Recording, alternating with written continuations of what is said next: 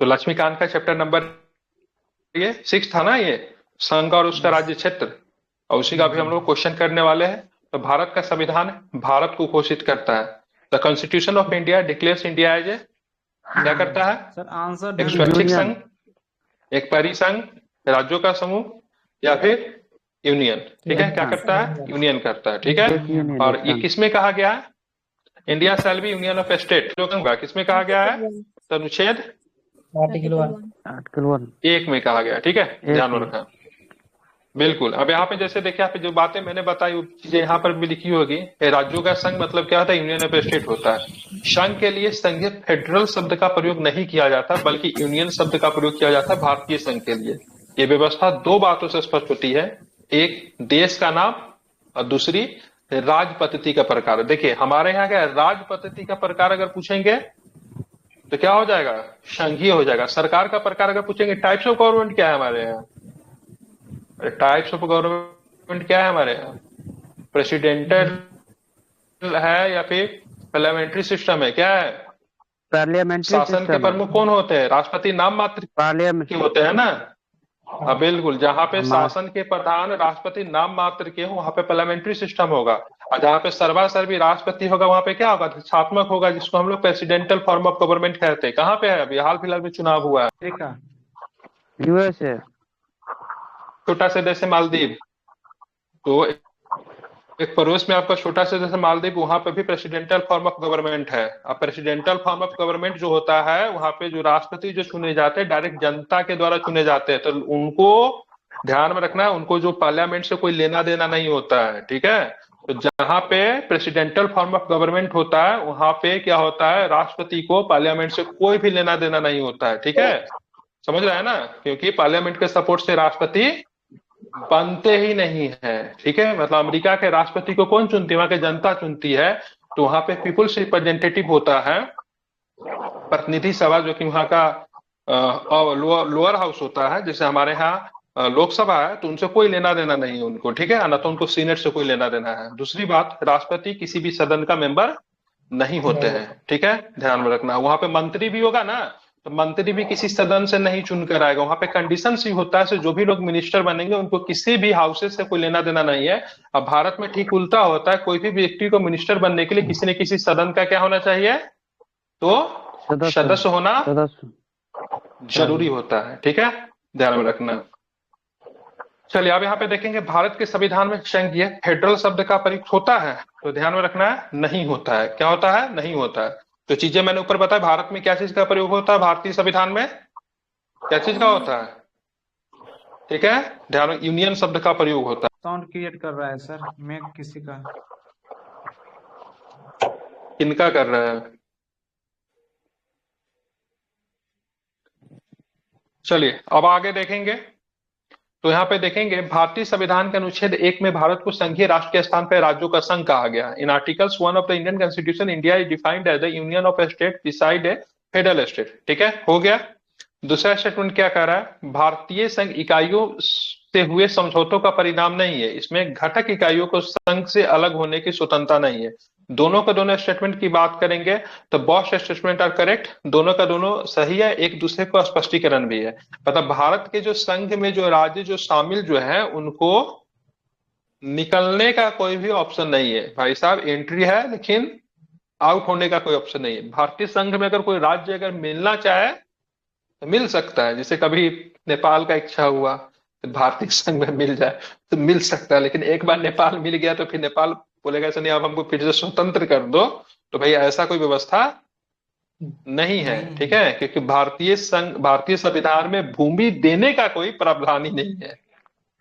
मेरी पढ़ाया था नहीं, बंगाल वाला कौन सा संघ वाला मामला था? बेरुवारी बेरुवारी संघ का। वाला मामला, जिसमें बेरुवारी बांग्लादेश को उन्नीस सौ उड़ीसा। भूमि में आया देने था। की बात चल रही थी। 1960 हाँ। में।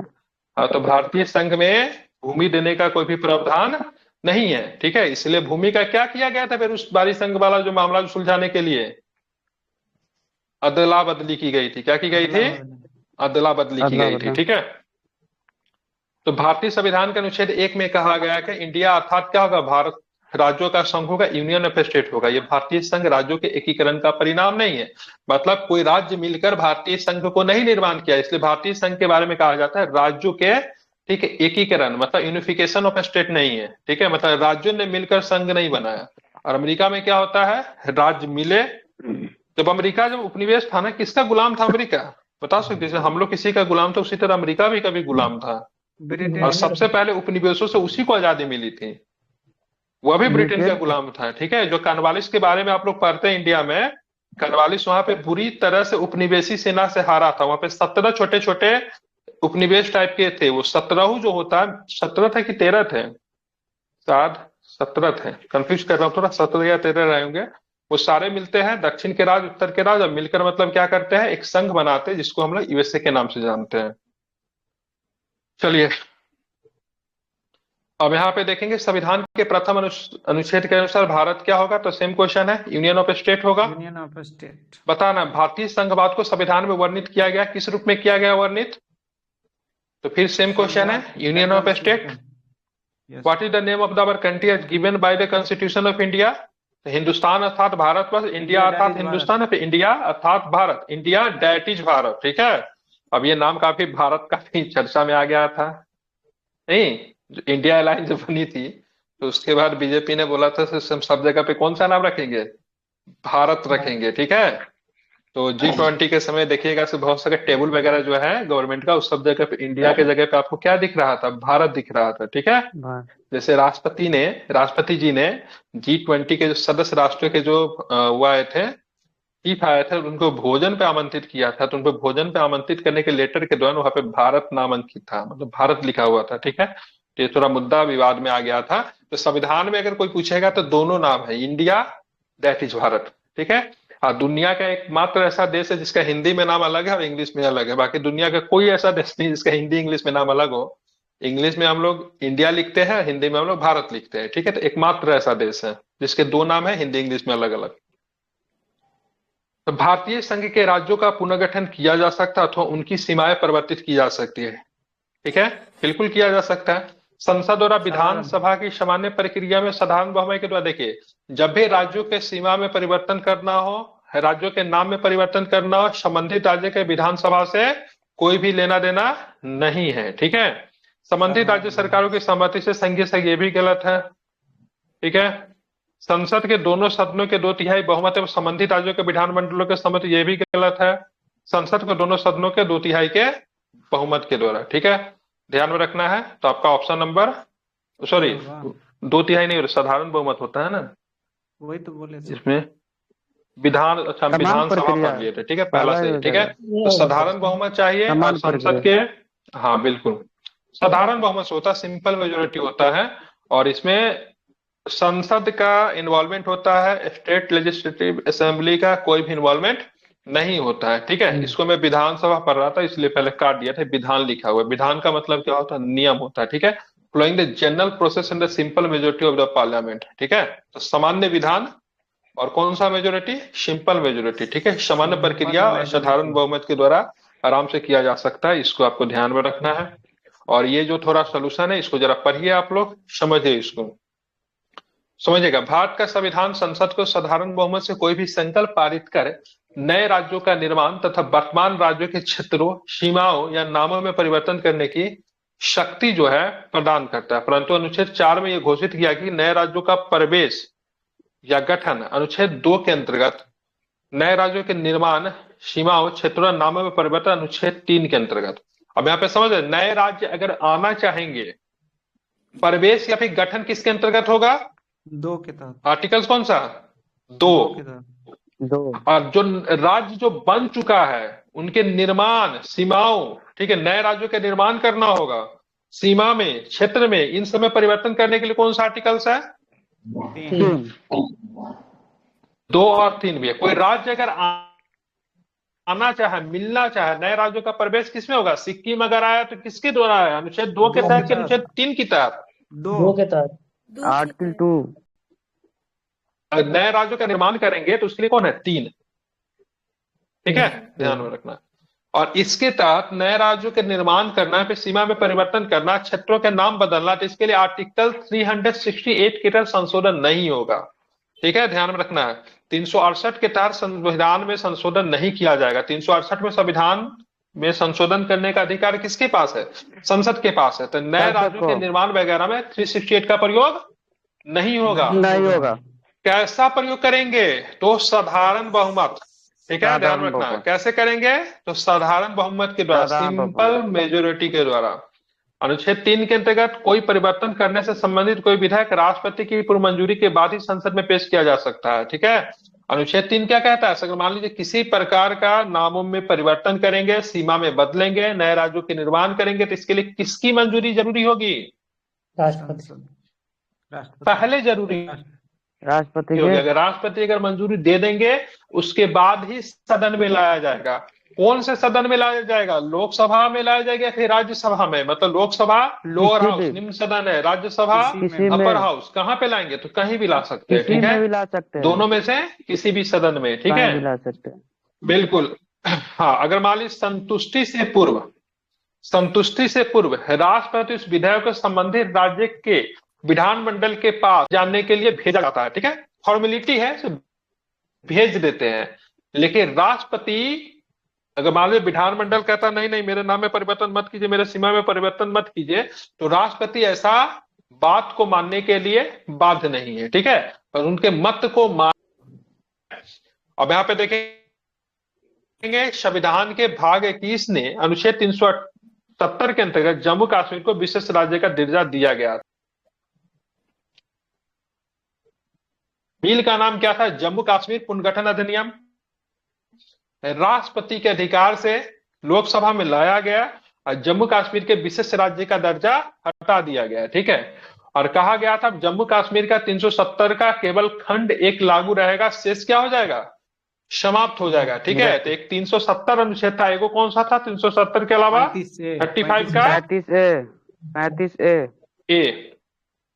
35 का है। ठीक है, दोनों आपको ध्यान में रखना है। ठीक है, इंपॉर्टेंट है।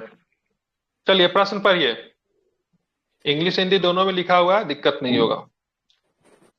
भारत का संविधान संसद को साधारण बहुमत से कोई संकल्प पारित करके नए राज्यों के निर्माण तथा वर्तमान राज्यों के क्षेत्रों, सीमाओं, नामों में परिवर्तन करने की शक्ति प्रदान करता है। कि यह बात सही है? The constitution of India empower the parliament to form new state in there, alter the area boundaries or names of existing state by passing a resolution with a simple majority। सही है, साधारण बहुमत के द्वारा, कोई दिक्कत नहीं है।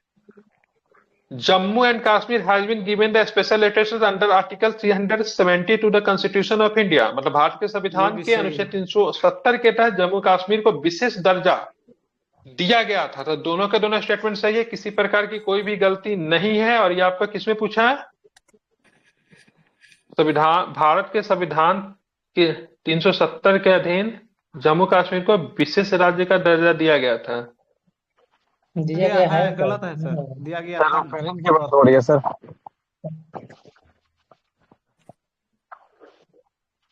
इसलिए गलत करते हैं, इसमें गलत क्यों? अच्छा, इसमें है लगा दिया है। ठीक है, वही तो बोल रहे केवल हैं। एक सही है। ठीक है, मतलब ये क्या हो गया? यह समाप्त हो गया है। ठीक है, ये है और था में देखिए कितना अंतर है। ठीक है, डूब जाएंगे आप लोग। ठीक है, यह है और था की वजह से ये है। ठीक है, मतलब इंग्लिश पढ़ने से ज्यादा क्लियर होगा। Jammu Kashmir has been given special status under article 370 of the constitution of India. मतलब करंट का क्वेश्चन होगा। अरे तो 2016 में पूछे हुआ था, फिर ऐसे क्या दिक्कत कर रही है? तो बुक तो टिकट होगा ना सर? उस वक्त तो था ना सर। क्या उस वक्त तो था ना 370 जम्मू कश्मीर के पास। इसका एक सही, लिखा हुआ समाप्त किया गया ना, क्योंकि 2019 में समाप्त हुआ था। इसका केवल एक ही सही लिया है। और ये हटाइए। चलिए, नए राज्यों के गठन और विद्यमान राज्यों की सीमाओं में परिवर्तन के संबंध में निम्नलिखित कथनों पर विचार करना। संसद किसी राज्य का क्षेत्र बढ़ा सकती है, बढ़ा सकती है कि नहीं बढ़ा सकती है? बिल्कुल बिल्कुल सर। बढ़ा सकती है, कम कर सकती, बढ़ा भी सकती कम भी कर सकती है, है। कम भी कर सकती है, नाम में परिवर्तन भी कर सकती है। ठीक है, संसद किसी राज्य का क्षेत्र घटा सकती है। पार्लियामेंट में diminish the area of any state. तो बिल्कुल ये भी सही है। अब आते हैं, संसद किसी राज्य की सीमा परिवर्तन नहीं कर सकती, तो भाई साहब कर सकती है। ठीक है, बिल्कुल, संसद किसी राज्य का नाम नहीं बदल सकती तो बदल सकती है। तो क्या बदल पूछा, कौन सकती सा है। सही नहीं है? तो 3 और 4 आपका सही नहीं है, 1 और 2 जो था आपका क्या था, सही था। चलिए, संसद की नई राज्यों को बनाने की प्रक्रिया के बारे में निम्नलिखित कथनों में से कौन सा एक सही नहीं है? संसद विधि द्वारा नए राज्य का बना सकती है तथा मौजूदा राज्यों की सीमाओं या नामों में फेरबदल कर सकती है। पहला ऑप्शन। जी इस प्रकार का कोई कर विधेयक सकता है। राष्ट्रपति की सिफारिश के सिवाय संसद में पेश नहीं किया जा सकता। बिल्कुल ये भी सही है। ध्यान में रखना है। इस प्रकार की किसी विधेयक को राष्ट्रपति प्रभावित राज्य के विधानमंडलों को निर्दिष्ट कर सकता है। ठीक है, बिल्कुल कर सकता है। कर इस सकता है। प्रकार के विधि अनुच्छेद 370 के कार्य क्षेत्र में आएगी, तो सॉरी 368 में नहीं नहीं आएगी, आती है ना, नहीं आएगी, तो सारे के सारे सही नहीं है। आएगी। ध्यान में रखना है, डी वाला गलत है। ठीक है, हाँ, 370 के द्वारा राज्यों के निर्माण वगैरह इन सब के लिए संशोधन नहीं होता है। ठीक है, कौन सा होता है? तो साधारण बहुमत के द्वारा, साधारण प्रक्रिया के द्वारा होता है। ठीक है, और जब भी इस तरह की कोई भी मामला वगैरह लाएंगे तो किसके निर्देश के बाद में ही सदन में लाएंगे? राष्ट्रपति। किसके निर्देश के बाद? तो अनुमति। राष्ट्रपति के निर्देश के बाद ही लाएंगे। ठीक है, ध्यान में रखना, इंपॉर्टेंट है। ठीक है, हाँ बिल्कुल, बिना राष्ट्रपति। क्या राष्ट्रपति जो प्रभावित राज्य, मान लीजिए झारखंड का नाम बदल गए, ठीक है, झारखंड का नाम बदल के ना क्या रखोगे? ठीक है, कुछ भी रखना है, कुछ अलग रखना है।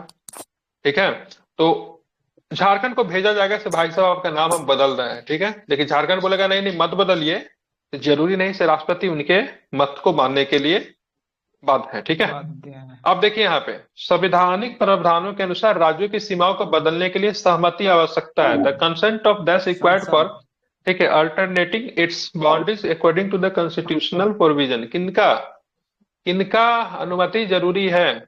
नहीं है। ठीक है, सहमति आवश्यकता है। क्या लिखा हुआ? संवैधानिक प्रावधानों के अनुसार राज्यों की सीमाओं को बदलने के लिए सहमति की आवश्यकता है। किसकी आवश्यकता है? तो राज्य की नहीं है। द स्टेट इज नॉट, तो राज्य की किसी प्रकार की सहमति की आवश्यकता नहीं है। फॉर्मेलिटी के ठीक लिए है, उसके ध्यान पास में भेजा रखना। जाता है। ठीक है, चलिए, भारत की संसद किसी राज्य में से उसका राज्य क्षेत्र अलग करके अथवा किसी राज्य क्षेत्र को किसी राज्य के भाग के साथ मिलाकर नए राज्यों के निर्माण कर सकेगी। इसके बारे में बात निम्नलिखित सही में से है। कौन सी पद्धति या फिर पद्धतियां सही है? ऑप्शन को ध्यान से पढ़िए, समझ में आ जाएगा। साधारण बहुमत द्वारा सामान्य विधायी प्रक्रिया, ठीक है, यही था। Bye simple majority and by the ordinary legislative process. ठीक है, ये कोई दिक्कत नहीं है। राष्ट्रपति की अनुशंसा से जो आमतौर पर विधायक को उन राज्य के विधानमंडल में भेजते जो विधायक में प्रस्तावित परिवर्तनों के प्रभावित होने वाले हैं, तो बिल्कुल राष्ट्रपति ऐसा भेजते हैं। राष्ट्रपति को दी गई प्रधानमंत्री के सलाह से, तो ऐसा तो कुछ नहीं है। ठीक है, 3 गलत बाकी आपका 1 और 2 सही है, क्योंकि सिंपल सी बात है। तो इसके लिए क्या होता है? साधारण बहुमत चाहिए और सामान्य विधायी प्रक्रिया चाहिए, और दूसरी बार राष्ट्रपति की अनुशंसा से उसको प्रस्तुत किया जाता है, और राष्ट्रपति आमतौर पर उस विधायक को किसके पास भेजते हैं? जो राज्य जो उनसे प्रभावित होने वाली रहती है, ठीक है, गोइंग टू बी इफेक्टेड, ठीक है, वैसे राज्य के पास भेजते हैं। ठीक है, तो इसको आपको ध्यान में रखिएगा, इंपॉर्टेंट है, भूलेंगे नहीं। चलिए, bill related to creation of a new state in India is necessary to be passed by, ठीक है, भारत को एक नया राज्य सृजित करने वाले विधेयक को पारित होना अनिवार्य है। संसद में साधारण बहुमत तथा कम से कम 2/3 राज्यों के अनुसमर्थन के द्वारा, ठीक है, या फिर संसद में साधारण बहुमत के द्वारा। तो बिल्कुल सिंपल मेजोरिटी ही तो काम होती है ना।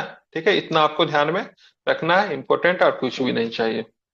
अब देखेंगे, नए राज्यों की स्थापना करने की विधायी शक्ति निम्नलिखित में से किसके पास है? मतलब which of the following has executive power to form a new state? किसके पास है? तो संसद के पास है। ठीक है, पार्लियामेंट के पास है। जब मैं संसद बोलूं तो संसद में लोकसभा, राज्यसभा और कौन आते हैं?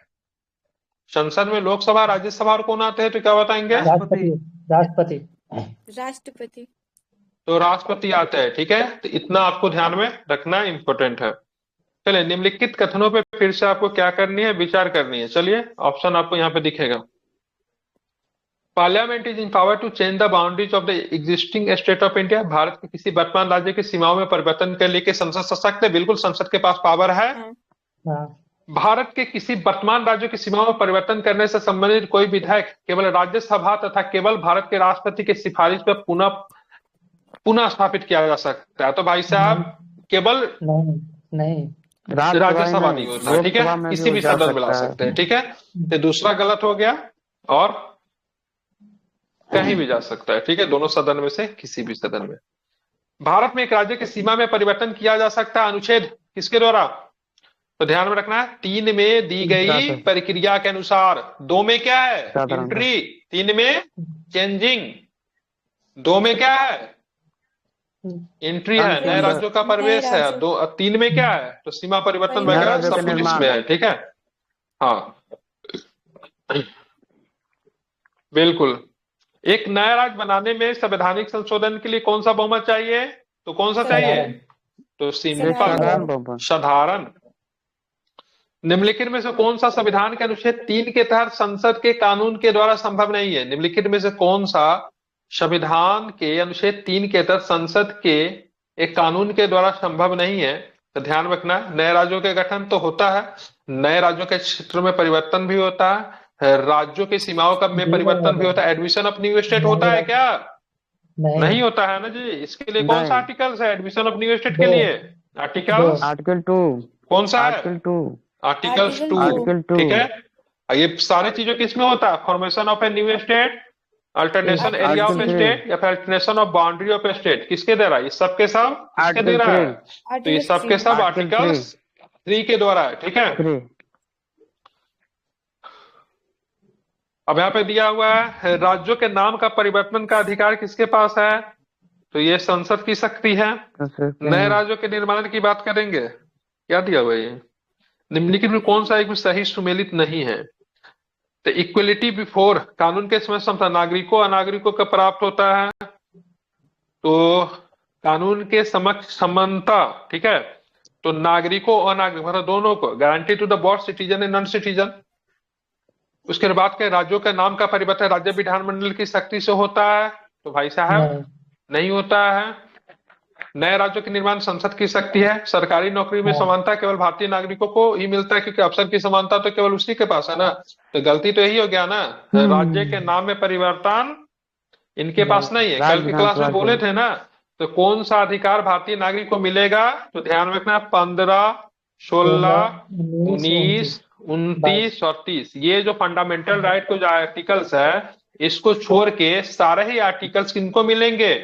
सारे को ही मिलेंगे, मतलब नागरिक को भी मिलेंगे और जो विदेशी है उनको भी मिलेंगे। तो यहाँ पे क्या लिखा हुआ? कानून के समक्ष समानता, किसमें? आर्टिकल्स, कौन सा आर्टिकल्स? कौन सा आर्टिकल्स है ये? 14, ठीक है। और 21 के अनागरिक को मतलब नॉन सिटीजन को भी मिलेगा ना आर्टिकल्स 40। आर्टिकल 14 तो सबको मिलने वाला है। यही अगर आर्टिकल 15 रहता तो नहीं मिलता। और यहाँ पे जो मिल रहा है केवल भारतीय नागरिकों का अफसर की समानता, कौन सा आर्टिकल्स है? आर्टिकल 16 है, ठीक है। सरकारी नौकरी में जो समानता मिलती है वो कौन सा? 16 है। क्या 16 को विदेशी प्राप्त कर सकते हैं? नहीं कर सकते हैं, ठीक है। ध्यान में इसको रखना है। अब यहाँ पे निम्नलिखित में से कौन सा एक युग्म सही सुमेलित नहीं है? ठीक है। Which one of the following pairs is not correctly matched? संसद की शक्ति नए राज्यों का सृजन करना, creating a new state, power of parliament है सर।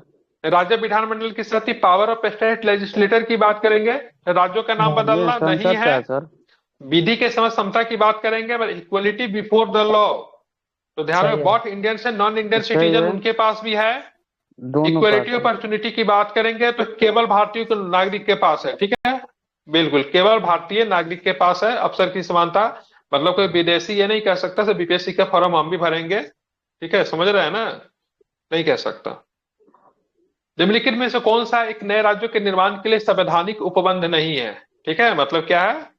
मतलब कॉन्स्टिट्यूशनल प्रोविजन नहीं है formation of a new state. किसी राज्य का क्षेत्र को बढ़ा सकते हैं, बिल्कुल बढ़ाते हैं बहुत सारे राज्यों का क्षेत्र।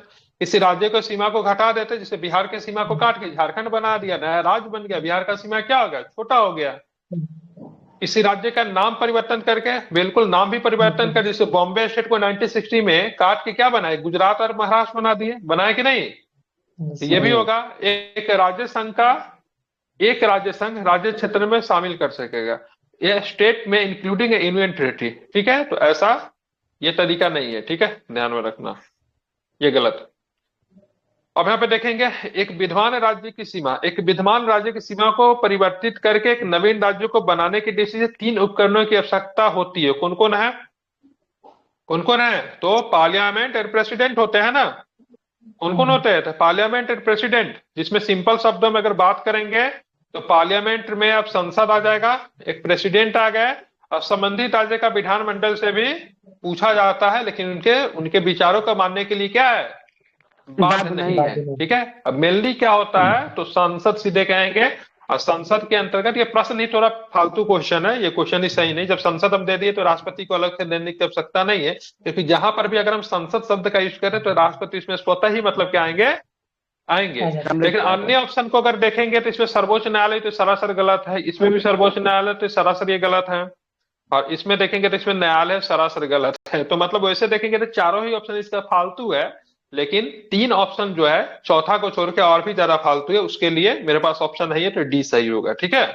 लेकिन अगर संसद शब्द लिख रहे हैं तो उसमें राष्ट्रपति इंक्लूडेड है, क्योंकि भारतीय संसद का निर्माण लोकसभा, राज्यसभा और किनके मिलने से बनती है? तो राष्ट्रपति के मिलने से ही बनती है। ठीक है। ये पक्का हाँ, तो ये प्रश्न ही एक तरह से देखा जाए तो इसको चुनौती दिया जा सकता है। राज्य पुनर्गठन अधिनियम के बारे में निम्नलिखित में से कौन सा एक कथन सही नहीं है? अधिनियम का समय राज्यों की सीमाओं का फिर से रेखांकन करने की समस्या से था। राज्य पुनर्गठन अधिनियम की बात हो रही है। यह सन 1956 में पारित हुआ था। इसने 14 राज्यों और 6 संघ राज्य क्षेत्रों का सृजन करने के संबंधित बात की थी। कितना था? 14 कितना से था बताया था मैं कई बार याद रखने के लिए। ठीक है। शुरू में 16 कितने तीन। दिए गए थे? 16-3। शुरू में 14-3 दिए गए थे। ठीक है। और 16-3। राज्य की सीमाएं प्रशासनिक सुविधा के लिए खींची गई थी, तो राज्य की सीमा प्रशासनिक सुविधा के लिए तो हाँ 16-3 दिया गया था। अरे 16-3 दिया गया था, सरकार ने 14-6 माना था। ठीक है। ठीक है। हाँ, तो ये भी गलत ही है। ठीक है। यहाँ पे क्या लिख रहा है? राज्य पुनर्गठन अधिनियम के बारे में निम्नलिखित में से कौन सा एक कथन सही नहीं है? तो राज्य की सीमाएं प्रशासनिक सुविधा के लिए नहीं खींची गई थी। ठीक है। ये भी गलत है। ठीक है। आप देखेंगे राज्य पुनर्गठन अधिनियम 1956 में पास किया था। भारत सरकार ने 1953 में राज्य पुनर्गठन आयोग का गठन किया गया था। इनके अध्यक्ष फजल अली थे, जो कि एक न्यायाधीश थे, के.एम. पनिक्कर थे, हृदयनाथ कुंजरू थे। इस अधिनियम का संबंध राज्यों की सीमाओं को रेखांकन करने से था। 1 अक्टूबर 1953 को आंध्र प्रदेश भाषा के आधार पर गठित होने वाला, ठीक है, प्रथम राज्य था। राज्य पुनर्गठन नियम के तहत भाषाई आधारों पर राज्यों का पुनर्गठन किया गया। इसके अनुसार भारत में 14 और 6 केंद्र शासित प्रदेश स्थापित किए गए। यहाँ पे ये नहीं बोल रहा है राज्य पुनर्गठन आयोग ने कितने राज्यों की अनुशंसा की थी। ध्यान से ऑप्शन पढ़िए तो समझ में आएगा। इसने 14 राज्य और 6 संघ राज्य क्षेत्रों का सृजन किया। It created 14 state and 6 union territories. यहाँ पे कहीं पर भी नहीं लिखा उसे राज्य पुनर्गठन आयोग ने 14 और 6 राज्यों की अनुशंसा की। भाई आखिरी में क्रिएशन कितने स्टेट का हुआ? अंतिम तक क्या हुआ? 14 प्लस 6 राज्य बने ना। लेकिन राज्य पुनर्गठन आयोग ने अनुशंसा कितने किए थे? 16 और 3 ने किए थे। लेकिन फॉर्मेशन कितना का हुआ? 14-6 का हुआ ना। तो वही बात यहाँ पे लिख रहा है। ठीक है। ये नहीं पूछ रहा है राज्य पुनर्गठन आयोग ने अनुशंसा कितनी की, यहाँ पे बोला कितने राज्यों का सृजन हुआ। क्या ये 16-3 जो उन्हें अनुशंसा की थी, ये राज्य बने क्या? नहीं 16-3 राज्य बने? 14-6 नहीं बने ना। कहाँ पे था? कॉपी पे था, अनुशंसा की गई थी। राज्य कितने बने? सुझाव था। बने कितने? 14-6। तो बने 14 और 14 6 बने। ठीक है, ध्यान में रखना। हाँ हाँ, 14 और 6 जो थे बने थे। ठीक है। निम्नलिखित में से कौन राज्य पुनर्गठन आयोग से नहीं जुड़े थे? तो फजल अली थे, हृदयनाथ कुंजरू थे, के.एम.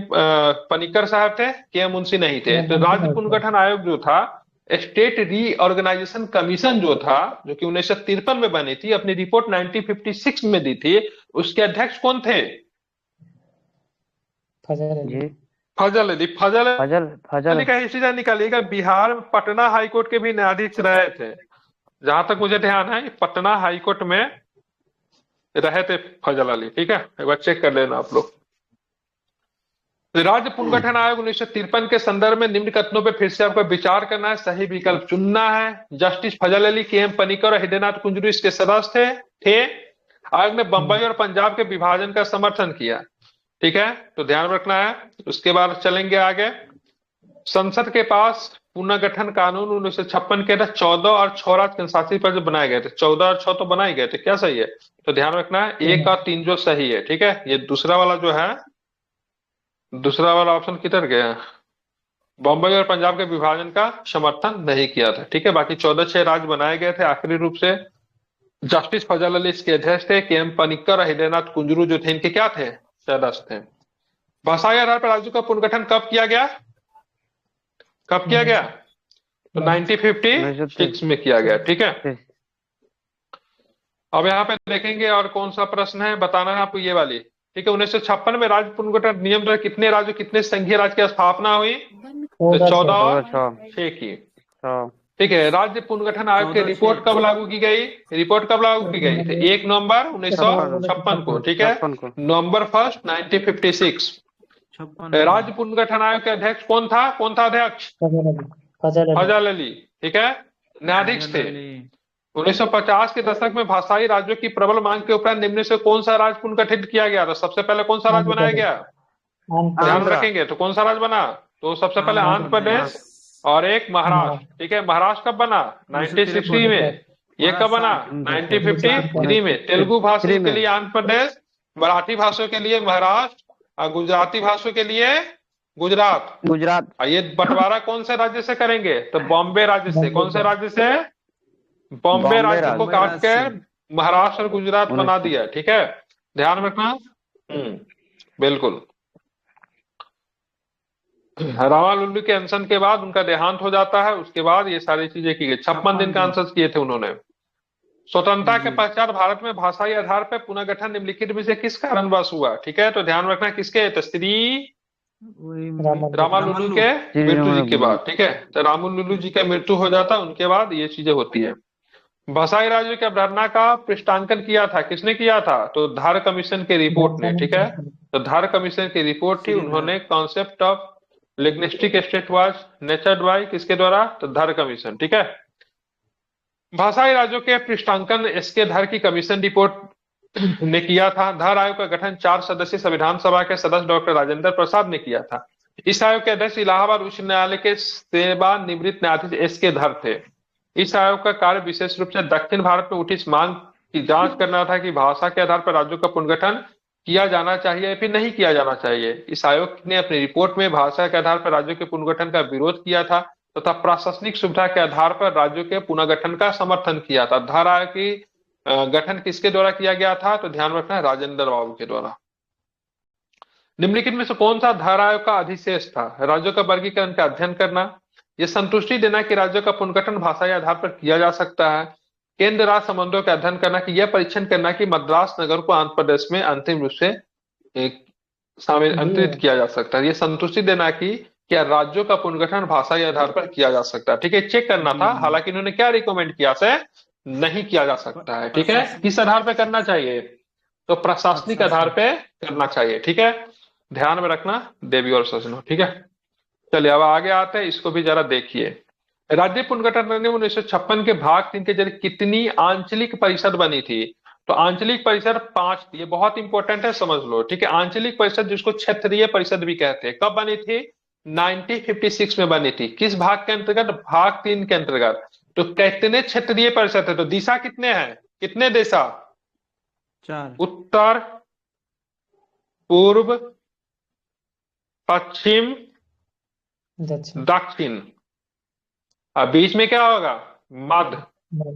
ठीक है, तो कितने हो गए, 5 गो दिशा, तो 5 क्षेत्रीय परिषद। ठीक है, और आगे चल के क्या होता है ना कि उत्तर पूर्व बनता है, नॉर्थ ईस्ट। तो एक और बन जाता है, 1971 में बनता है, आई थिंक 1972 से लागू होता है, उत्तर पूर्व होता है। ठीक है, ये क्षेत्रीय परिषद के प्रधान कौन होते हैं, तो जनरली कैबिनेट स्तर का मंत्री हो सकता है, लेकिन सामान्य रूप से गृह मंत्री होता है। ठीक है, बिहार किस क्षेत्रीय परिषद के अंतर्गत है, तो पूर्वी क्षेत्रीय परिषद। पूर्वी क्षेत्रीय परिषद का मुख्यालय कहाँ है, कलकत्ता में। अभी चर्चा में क्यों था, तो पूर्वी क्षेत्रीय परिषद का एक बैठक आपका पटना में हुआ था, गृह मंत्री अमित शाह ने इनकी अध्यक्षता की थी। ठीक है, तो कितने क्षेत्रीय परिषद है, कितने हैं, 5 है। अब बात करेंगे बिहार पूर्वी क्षेत्रीय परिषद में। पूर्वी क्षेत्रीय परिषद में कौन कौन होगा, तो बिहार है, बंगाल है, ओडिशा है, आई थिंक झारखंड भी है। ठीक है, तो ये सब है। ठीक है, तो ये सब कुछ राज्यों के समूह मिला के आंचलिक परिषद या फिर क्षेत्रीय परिषद बनाते हैं। ठीक है, ये पूर्वोत्तर के लिए कब बना था, उत्तर पूर्व के लिए, तो 72 में। बाकी सब 5 को कब बन गया था, तो 1956 में। बांची रिपोर्ट के आधार पर भाषाई राज्य गठित किया गया था, तो कौन किया गया था? आंध्र प्रदेश। ठीक है, 53। तो first state format on linguistic basic as per the Wanchoo report. ठीक है, तो वांगचू रिपोर्ट के आधार पर प्रथमतः भाषा के आधार पर भाषाई राज्य गठित किया गया था। कौन सा? आंध्र प्रदेश। ठीक है, कौन था ये? कैलाशनाथ वांगचू। ठीक है, इलाहाबाद उच्च न्यायालय के न्यायाधीश थे। उन्होंने एक रिपोर्ट दिया था आंध्र प्रदेश के गठन के समय।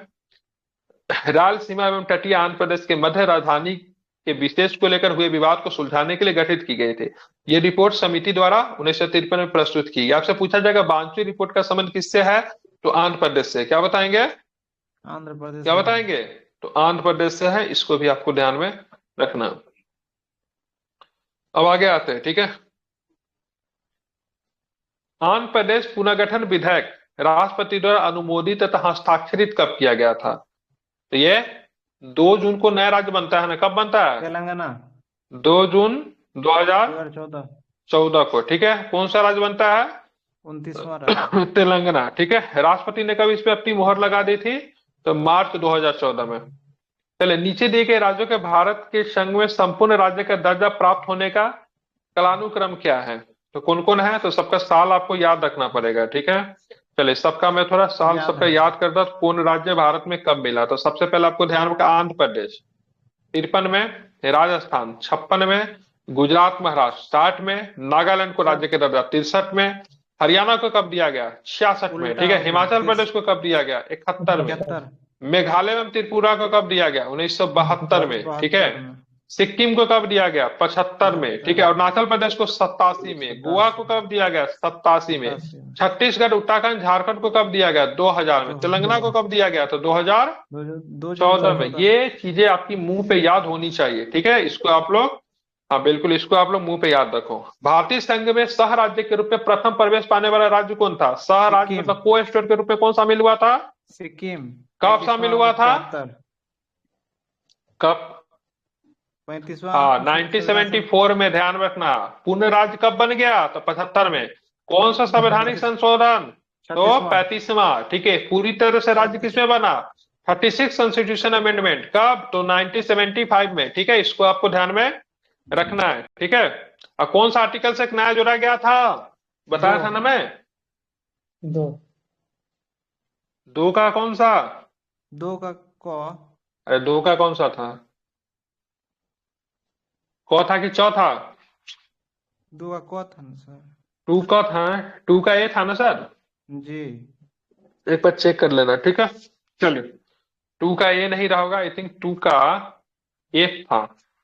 ठीक है, एफ, ABCDEF, मतलब 2 का च हो गया। एक बार क्रॉस चेक करो इसका आंसर। भारत संघ के संदर्भ में निम्नलिखित पर विचार करना है। नागालैंड राज्य का बनना, राज्य पुनर्गठन अधिनियम, हरियाणा राज्य का बनना, गुजरात राज्य का बनना। हरियाणा 1966, गुजरात 1960, 60, नागालैंड 1963, राज्य पुनर्गठन अधिनियम 1956, नागालैंड 1963। मिला लीजिए, क्या होगा? D answer. मतलब सबसे पहले डू में क्या है? 56 वाला। डू के बाद क्या? 4 के बाद 1, और सबसे लास्ट में 3, मतलब हरियाणा। ठीक है, तो सारी चीजें आपको याद होनी चाहिए। कितना क्वेश्चन है भाई इसमें?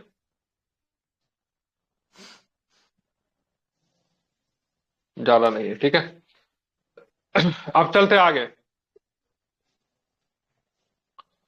बताना है, चलिए इसका आंसर बताइए क्या होगा। बोलिए।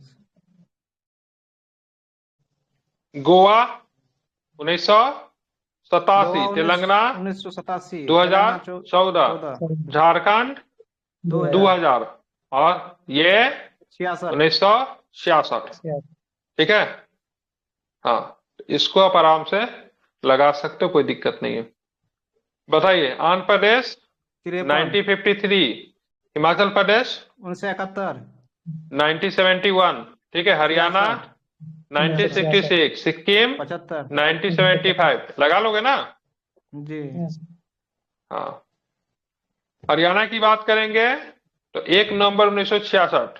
ठीक है, ठीक है, 66। मिजोरम की बात करेंगे तो 87 में है। ठीक है, तेलंगाना की बात करेंगे तो 15 अगस्त नहीं है भाई, 2 जून है। नहीं, 2 जून की रोटी। अब बात करेंगे छत्तीसगढ़ की, बात करेंगे तो छत्तीसगढ़ नवंबर 2000 में तो है, लेकिन 20 नवंबर को नहीं, नवंबर कितने नवंबर को है? 1 नवंबर को है। ठीक है, ये भी गलत, ये भी गलत, तारीख आपका यही सही है।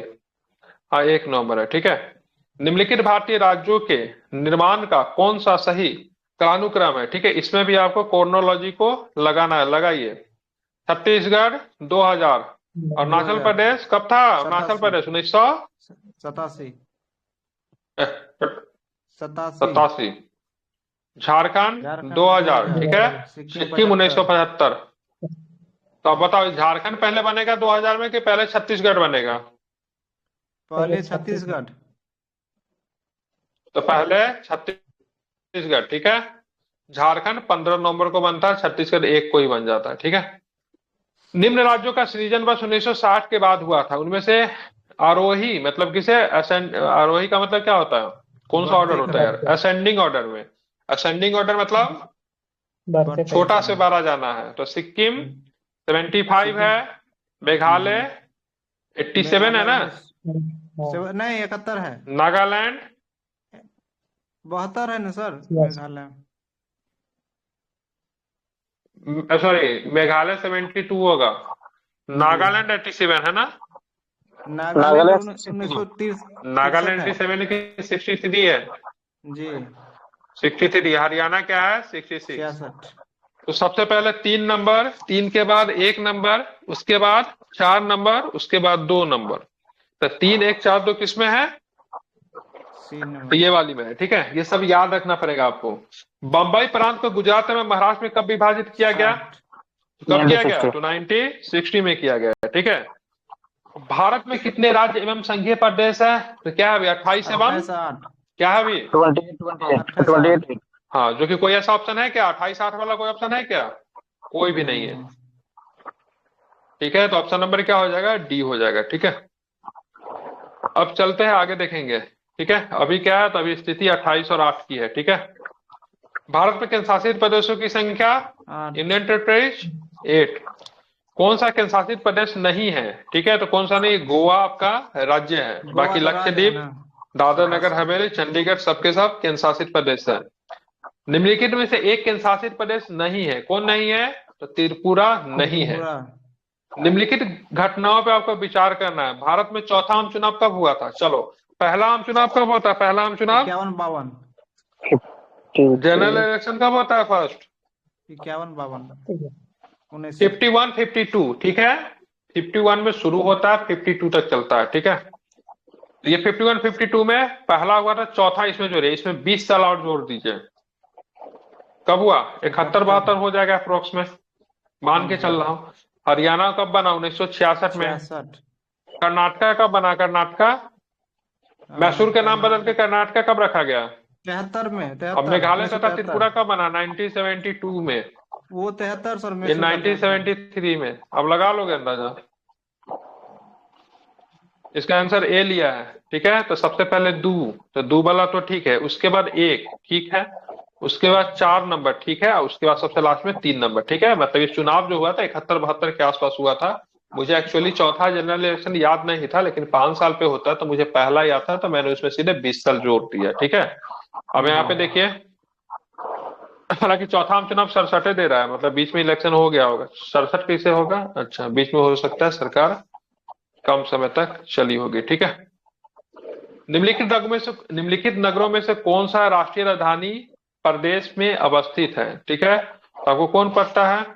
मतलब एनसीआर का जो इलाका जो होता है ना, तो उसमें कुछ इलाके आपके पड़ते हैं। जैसे किससे बात करेंगे तो इसमें आंसर बी लिया है, तो 3 और 4 मतलब करनाल पड़ जाता है और रोहतक आपको पड़ता है। ये दोनों के दोनों हरियाणा में है। ठीक है, तो हरियाणा के 14 जिले पड़ते हैं जो कि एनसीआर में आते हैं। फरीदाबाद है, गुरुग्राम है, नूह है, रोहतक है, सोनीपत है, रेवाड़ी है, झज्जर है, पानीपत है, पलवल है, चरखी है, दादरी है, महेंद्रगढ़ है, भिवानी, जींद और करनाल है। ठीक है, यहाँ पे देखिए, इतना बड़ा सा क्वेश्चन कुछ आपके सामने आया। निम्न कथनों पर विचार कीजिए कि दिए गए कूट की सहायता से बताइए कि इनमें से कौन सा सही है। संविधान में यूनियन ऑफ स्टेट्स शब्द प्रमुखता प्रयुक्त हुआ है। क्योंकि भारत राज्यों के अलग होने का अधिकार नहीं है। बिल्कुल ठीक है। बिल्कुल इसके सही आधार है। आयोग ने राज्यों के पुनर्गठन हेतु भाषा के आधार की अपेक्षा प्राशंसिक सुविधा को वरीयता दी, ये भी ठीक है। ये भी सही है। ठीक है। पंडित नेहरू, सरदार पटेल और पट्टाभी सीतारमैया अध्यक्षता में कांग्रेस कमेटी राज्यों के पुनर्गठन भाषाई आधार के पक्ष में नहीं थे, तो बिल्कुल नहीं थे। ठीक है, तो all Yes, sir. Statement are correct. ठीक है, करेक्ट। सारे के सारे ऑप्शन क्या है, सही है। सही। अब आते हैं इस पेज के क्वेश्चन पे भी जरा विचार हम लोग कर लेते हैं। तो दिख रहा है यहाँ पे, भारत के राज्यों के संबंध में निम्नलिखित कथनों में कौन सा कथन सही नहीं है। भारत में राज्यों के उनके अपने संविधान नहीं हो सकते, बिल्कुल नहीं हो सकते। जम्मू कश्मीर राज्य का अपना संविधान है, यहाँ पे था और है में गलती न ले ले। ठीक है, हाँ पहले लेकिन अब है नहीं। भारत में राज्यों को भारत संघ से पृथक होने का अधिकार नहीं है, नहीं है। बिल्कुल ठीक है।